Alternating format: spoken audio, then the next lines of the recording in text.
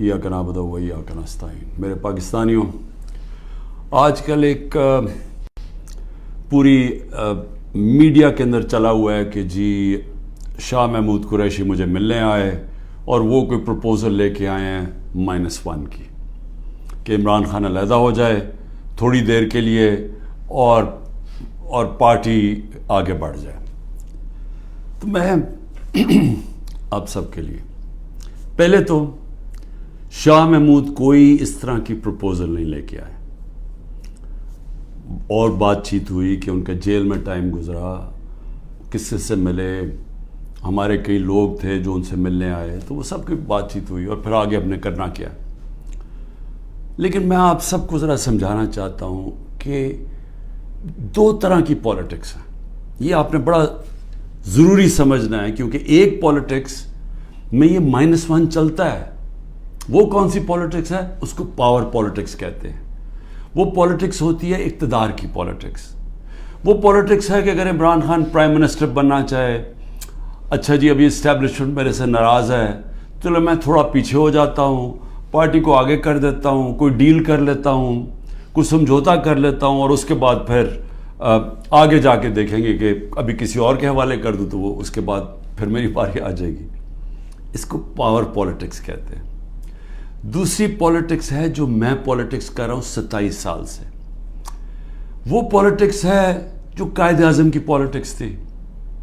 وہ پولیٹکس وہ ہے جو کہ مشن کی پولیٹکس ہے، کوئی وہ ذات کی پولیٹکس نہیں ہے۔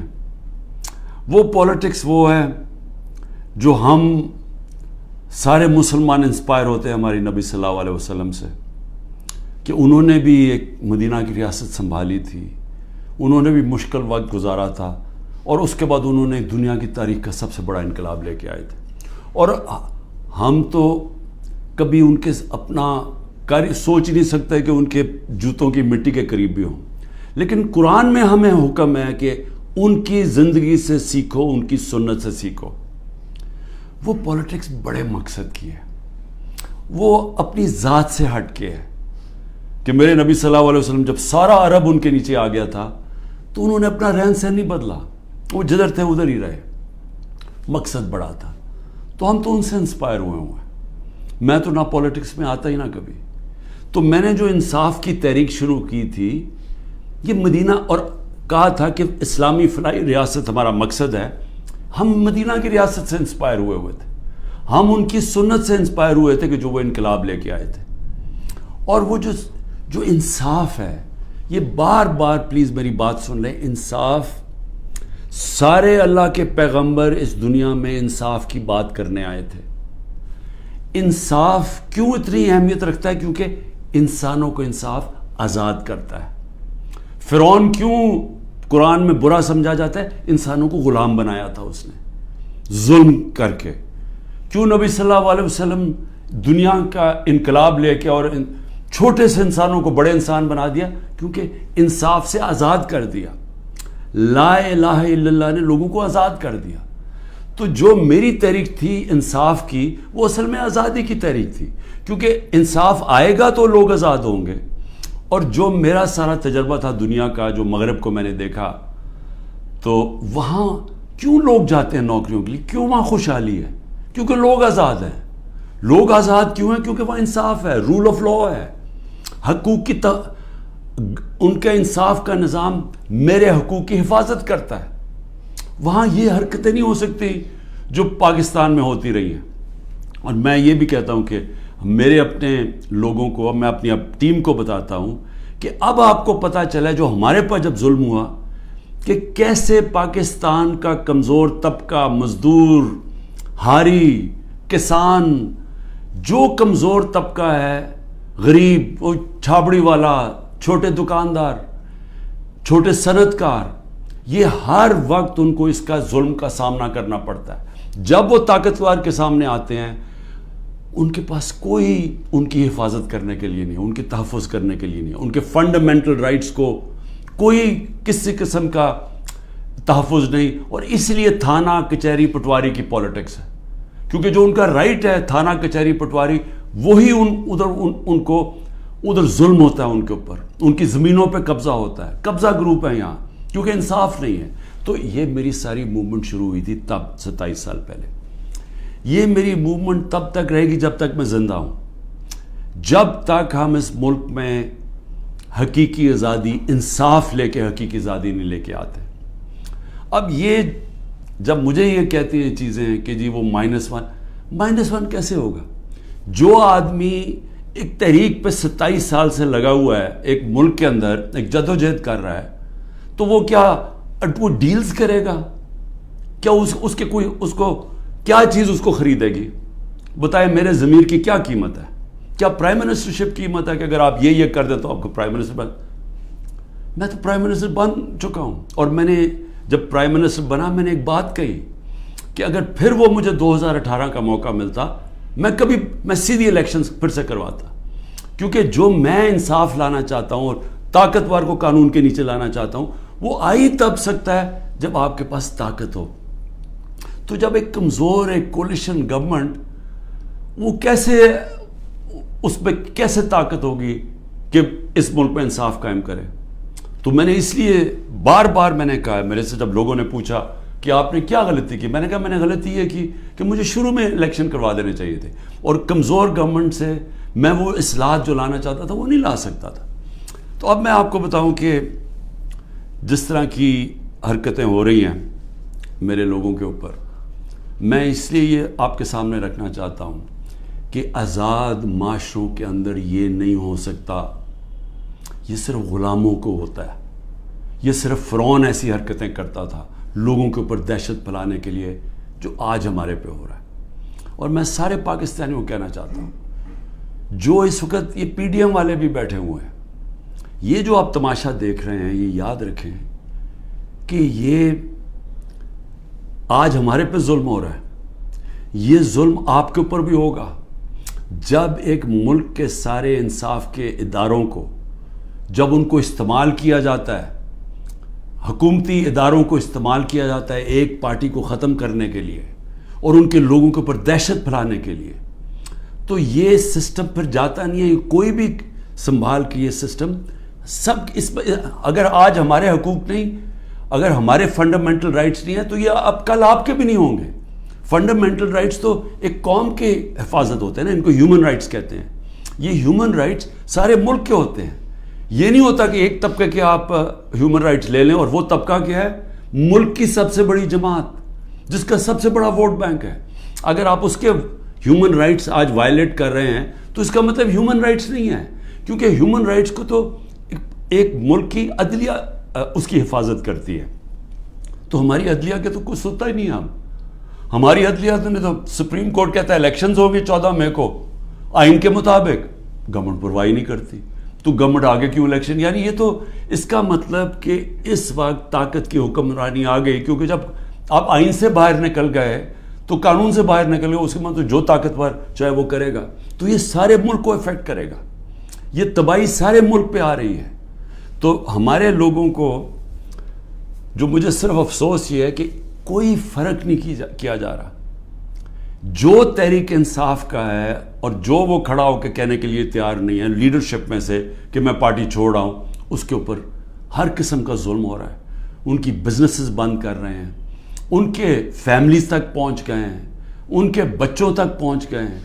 ہر قسم کی بلیک میل, رات کو گھس جاتے ہیں گھروں میں, گھر تباہ کر کے رکھ دیتے ہیں, لوٹ لیتے ہیں گھر, گھروں کو ڈاکہ مارا جاتا ہے, جو ملتا ہے اس کو پکڑ کے لے جاتے ہیں. اگر وہ سارے تو چھپے ہوئے ہیں, ان کے رشتہ داروں کو پکڑ کے لے جاتے ہیں. یہ تو بدترین دنیا کی ڈکٹیٹرشپس میں, یعنی وہ نظام جن کی دنیا مثال دیتی ہے, ہٹلر کا جرمنی, سٹالن کا رشیا, سوویت یونین, یہ ان خوفناک ظلم کے نظاموں میں اس طرح کی چیزیں ہوتی تھی جو آج ہمارے اوپر ہو رہی ہیں. میرے پاس عالیہ حمزہ کی بیٹیاں آئیں, میں نے کل ان کو ملا, 3 بیٹیوں کو. 1 مہینے سے اس کو بند کیا ہوا عالیہ حمزہ. کیا اس کا قصور ہے؟ اس کا والد وہ میرے پاس آئے, انہوں نے بتایا کیسے گھر میں گھس کے انہوں نے ساری چیزیں توڑ دی, ان کی ٹی وی توڑ دیے, 2 آدمی انہوں نے لاٹھیاں پکڑی ہوئی تھی, جو چیز آئے توڑ کے چلے گئے, جو چیز 2-3 اچھی چیزیں پسند آئیں اٹھا کے لے گئے. تو یہ کون سے ملک میں ہوتا ہے؟ یہ غلام ملکوں میں لوگوں کو غلام بنانے کے لیے یہ ہو رہا ہے. یہ آزاد قوموں میں نہیں ہوتا. اور یہ جس طرف ہم جا رہے ہیں، یہ جو ظلم کر رہے ہیں، صرف اور صرف خوف پلا کے سمجھ رہے ہیں کہ یہ پارٹی ٹوٹ جائے گی، اور کئی لوگ چلے بھی گئے ہیں. لیکن کیا اب میرے سے پوچھیں کہ کیا مجھے اس سے کوئی فرق پڑ رہا ہے؟ 150 سے اوپر کیسز کر دیے، قتل کا کیس آخری کر دیا میرے اوپر. مجھے 19 بیلیں لیے میں نے ایک دن میں، یہ دنیا کا ریکارڈ ہے. اس کے بعد 4 گھنٹے نیب میں بیٹھا ہوں. 4 گھنٹے نیب نے میرے سے وہ جو سوال پوچھے، میں چیلنج کرتا ہوں کہ کسی عدالت کے اندر کبھی بھی یہ کیس کی کوئی اہمیت ہو جائے. کوئی کیس ہی نہیں ہے، کیبنٹ کا فیصلہ ہے، ساری کیبنٹ نے فیصلہ کیا. اب یہ دکھانا تھا کہ مجھے اس سے کوئی ذاتی فائدہ ہوا. کیا القاعدہ جو پہلا بن چکی تھی، شروع ہو گئی تھی یونیورسٹی، کیا وہ ایک ٹرسٹ ہے؟ وہاں غریب گھرانوں کے بچوں کو مفت تعلیم مل رہی ہے سیرت نبی پہ اور یہ جو ٹیکنالوجی کے اوپر. وہ ٹرسٹ ہے جس طرح شوکت خانم ہے.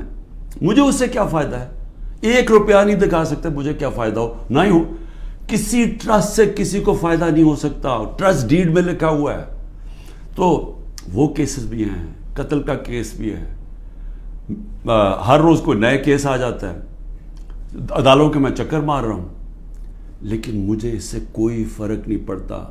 میں ہر عدالت میں جاتا ہوں، ہر کیس میں جاتا ہوں، یہ بتانے کے لیے کہ میں قانون سے اوپر نہیں ہوں. جبکہ میرے اوپر یہ جان کے کیا جا رہا ہے، یہ مجھے خوف دلانے کے لیے کیا جا رہا ہے. میں یہ آج کہنا چاہتا ہوں کہ یا اس سے یہ سارے کیسز کریں، اور اس کیسز میں کیونکہ کسی عدالت میں کوئی سزا نہیں ہو سکتی، ملٹری کورٹس سیٹ اپ کیے ہیں. اپروور ڈھونڈے جا رہے ہیں جو کہ جی عمران خان نے ہمیں کہا تھا کہ وہ کور کمانڈر کا گھر جلاؤ، یہ کہیں گے ان میں سے کوئی اپروور آ جائیں گے، مجھے ملٹری کورٹ میں لے جائیں گے، سزا ہو جائے گی. مجھے کوئی فرق نہیں پڑے گا. جو آدمی ایک مشن، جو 22 سال سٹرگل کر کے، جو اگر جس کے پاس سب کچھ تھا، کوئی ضرورت نہیں تھی 22 سال سٹرگل کرنے کی، اگر وہ آج 27 سال کے بعد اگر کسی کا خیال ہے کہ میں جیل سے ڈر جاؤں گا یا جو بھی ہے، جو 2.5 قاتلانے ہم دو میرے اوپر حملے ہو چکے ہیں قتل کرنے کے لیے، ایک مجھے وقت پہ پتہ چل گیا تو میں نے ٹی وی پہ بتا دیا کہ کیا کرنے جا رہے تھے، تو اس سے کیا فرق پڑے گا؟ جو قاتلانہ حملے سے نہیں ڈرتا تو وہ کس سے اور ڈرے گا؟ لیکن اس سے بھی زیادہ گھٹیا پان میری بہنوں تک پہنچ گئے ہیں. میری بیوی کے اوپر کیس، ٹرسٹی ہو کے اس کا وارنٹ کا، ایک ٹرسٹی کو 1 پیسہ نہیں مل سکتا، کیونکہ وہ سیرت نبی میں بہت ان کی سٹڈی ہے، وہ انٹرسٹڈ تھی القادر یونیورسٹی، وہ ٹرسٹی ہے، اس کے اوپر وارنٹ نکال دیا. میری بہنوں کے اوپر میں صرف یہ بتا رہا ہوں کہ کس لیول پہ پہنچ گئے ہیں. ایک بہن کا بیٹے کے اوپر وارنٹ نکالا ہے، اس کا خنسامہ اٹھا کے لے گئے، وہ بیٹا نہیں تھا. خنسامہ جب واپس آیا وہ آئی سی یو میں 2 ہفتے سے پڑا ہوا ہے، آئی سی یو کے اندر خنسامہ، اسے پتہ ہے کیا کیا وہاں جیل کے اندر. ایک بہن اس کی بہو کے پاس پہنچ گئے کہ جی آپ کوئی جیو فینسنگ میں آپ کہیں تھی، اس کے پاس پہنچ گئے. ایک بہن اس کی زمین اس کے اوپر اینٹی کرپشن پہنچ گئی ہے. میں نے اپنی بہنوں کو ویسے کہا، میں نے کہا دیکھو ملک سے باہر چلے جاؤ. وہ تینوں کھڑی ہیں، نہیں ہم فیس کریں گے، ہم نہیں جاتے. مجھے کئی دفعہ جی عمران خان آپ ملک سے باہر، میں کیوں ملک سے باہر جاؤں گا؟ یعنی میں نے اگر کوئی کرپشن کی ہوتی تو میں بھی شاید جس طرح یہ بھاگ جاتے ہیں، جب ان کے اوپر اقتدار سے نکلتے ہیں سب باہر بھاگ جاتے ہیں، کیونکہ ان کے کیسز ہوتے ہیں، باہر بھاگتے ہیں کیسز رک جاتے ہیں. میں سارے کیسز فیس کروں گا کیونکہ میں نے کوئی غلط کام نہیں کیا. مجھے پتہ ہے اللہ الحق ہے. یہ خود ہی جب یہ جو کوئٹہ کا مرڈر کیس کیا، یہ خود ہی ذلیل ہو رہے ہیں. اس میں سب کو پتہ ہے، کوئٹہ کے اندر سب کو پتہ ہے کہ ان کی دشمنی تھی. میں پھر آگے آپ کو کہوں، اب آگے کیا راستہ ہے؟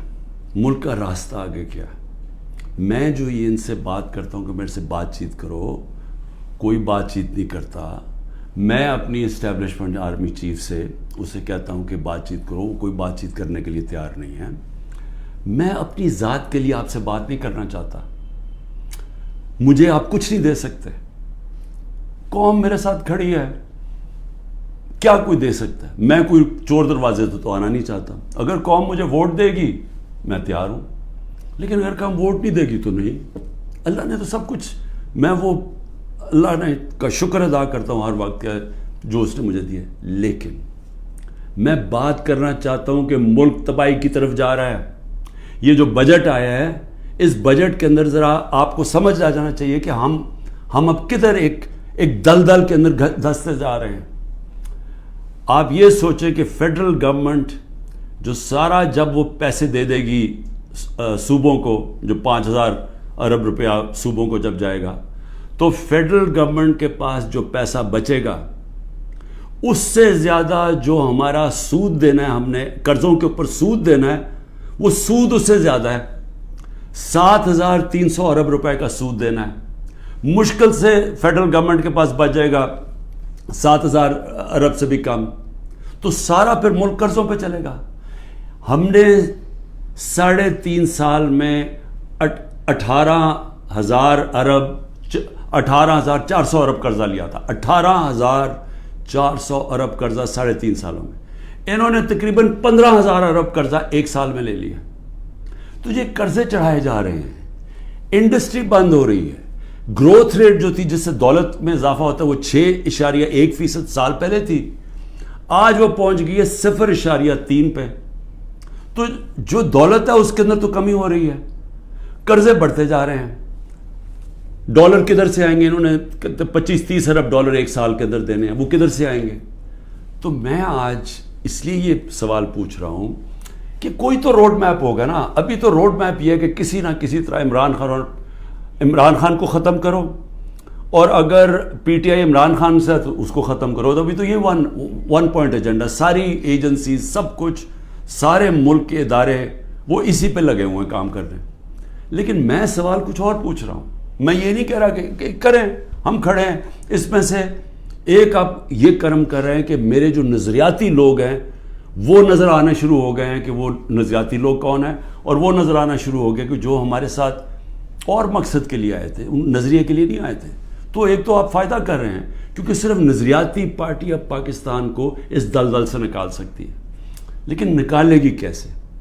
میری آخر میں بات سن لیں, ایک ہی طرح ہم نکلیں گے. ہمیں کوئی اب باہر سے پیسے دینے کے لیے تیار نہیں ہے. ہمارے جو دوست ملک ہیں وہ بھی پیسے دینے کے لیے نہیں تیار. میرے لیے جو سب سے زیادہ شرمندگی ہوتی تھی کہ جب میں اپنے دوست ملکوں سے پیسے مانگنے گیا ملک کے لیے, کیونکہ دیوالیہ نکلا ہوا تھا ہمارا, تو اس وقت ملک ہمارے پاس تو سب سے بڑا بیرونی خسارہ چھوڑ کے گئے تھے یہ نون لیگ والے, یہ اسحاق ڈار. تو ان سے پیسہ مانگنا سب سے شرمندگی تھی. اب کیسے نکلنا ہے میں آپ کو بتاتا ہوں کیسے نکلنا ہے. اس میں ایک سورس ہے اوورسیز پاکستانی, یہ یاد رکھ لیں. بیرون ملک پاکستانی آپ کو نکالیں گے ادھر سے, اور بیرون ملک پاکستانی کیسے نکالیں گے؟ میں نے پھر سے آپ کو کہتا ہوں کہ 16,000 پاکستانی امریکن ڈاکٹرز, ان کی نیٹ ورتھ 200 ارب ڈالر ہے. ہم آئی ایم ایف سے 6 ارب ڈالر کی پیچھے ان کے منتیں کر رہے ہیں کہ کسی طرح دے دیں ہمیں. 200 ارب ڈالر ان کی ہے, یہ صرف 16,000 ہے. 1 کروڑ باہر پاکستانی بیٹھا ہوا ہے. اگر ہم کسی طرح ان کی انویسٹمنٹ لیں, وہ یا سرمایہ کاری شروع کر دیں بجائے دبئی میں کرنے میں اور دنیا میں اور ملکوں میں کر رہے ہیں, اگر وہ سرمایہ کاری شروع کر دیں, آپ یقین کریں یہ ملک اتنی تیزی سے اٹھ سکتا ہے کیونکہ ڈالر اندر آنے شروع ہوں گے, نوکریاں ملیں, اور وہ آنا شروع ہو گیا تھا. ہمارے آخری دنوں میں پیسہ اوورسیز, روشن ڈیجیٹل اکاؤنٹ کیا تھا اوورسیز پاکستان 1.5 سال کے اندر 5.5 ارب ڈالر پہنچ گیا تھا. اوورسیز پاکستانیوں نے انویسٹمنٹ پلانز بنا لیے تھے.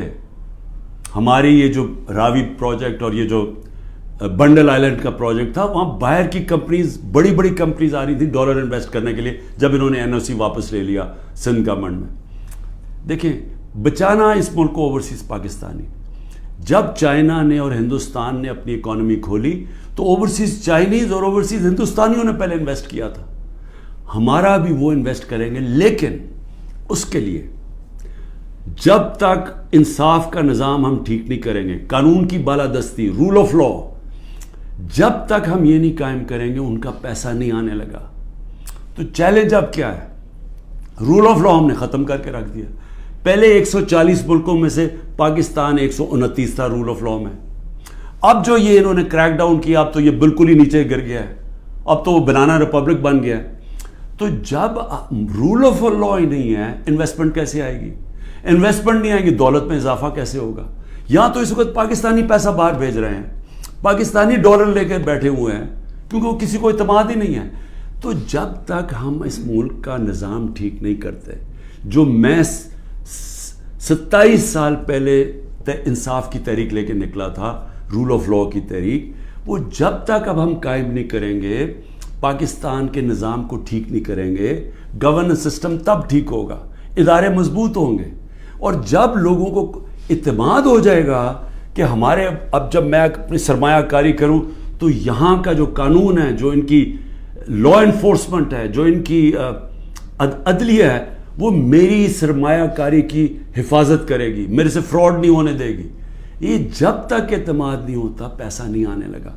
اور اس کے لیے جب تک کہ حکومت نہیں آتی جو پبلک مینڈیٹ سے آئے, جس کو پبلک سپورٹ کرے, جس کو بڑا ووٹ ملے اور پبلک کی سپورٹ سے آئے, صرف وہی بڑے بڑے فیصلے کر سکتی ہے. نہیں تو ان کو تو آپ نے دیکھ ہی لیا ہے کیا کیا انہوں نے, سوائے مہنگائی کر کے, تاریخی مہنگائی 38% پہ, انہوں نے کیا کیا؟ انڈسٹری بند ہو گئی ہے, بے روزگاری بڑھ گئی ہے, گروتھ ریٹ, انہوں نے اور کیا کرنا ہے؟ تو یہ جو ابھی تک تو گیم پلان میں یہی کھچڑی پکنے لگی ہے نا, آگے نئی آ گئی ہے, نئی جماعت ایک کریٹ کر دی ہے. ہم نے بھی اپنے بڑے بڑے اچھے 27 سال پرانے ہم نے لوگ وہاں بھی بھیج دیا ہیں ان کے پاس, اور ضرورت ہے تو حکم کریں ہم اور بھی بھیج دیتے ہیں. لیکن اس سے ملک ٹھیک نہیں ہونے لگا. ملک ٹھیک تب ہوگا جب ایک public mandate, free and fair election کے بعد ایک مضبوط گورنمنٹ آئے گی. اور میں اپنی اسٹیبلشمنٹ کو آج پھر سے کہتا ہوں, نظر ثانی کرے, ملک تباہی کی طرف جا رہا ہے. اور جب یہ تباہی جس طرف جا رہا ہے, اور IMF کی اگلی کنڈیشنز آئیں گی, جس طرح انہوں نے مصر اور سری لنکا میں انہوں نے کنڈیشن لگائی, وہ کیا ہے کہ فوج کا بجٹ کام کرو, دونوں جگہ انہوں نے کہا. تو یہ تو ہم ادھر جا رہے ہیں کہ ہم اپنی سیکیورٹی اینڈ میں کمپرومائز کریں گے. اور اگر وہ سیکیورٹی کمپرومائز ہوگی اس ملک کی, تو ہمارے جو دشمن بیٹھے ہیں وہ ملک توڑنے کے لیے تیار ہیں. تو میں اس لیے آپ کو کہہ رہا ہوں, مجھے کوئی ریلیف نہیں چاہیے, مجھے کوئی آپ کی مدد نہیں چاہیے, میں کوئی کسی مجھے یہ سمجھے کہ یہ جو سارا کچھ ہو رہا ہے انتقامی کارروائی, مجھے چھوڑے میری بہنیں باہر جانے کے لیے نہیں تیار. وہ تو عورتوں کے اوپر تو کبھی اس ملک میں ایسے نہیں ہوا, لیکن ملک نیچے جا رہا ہے.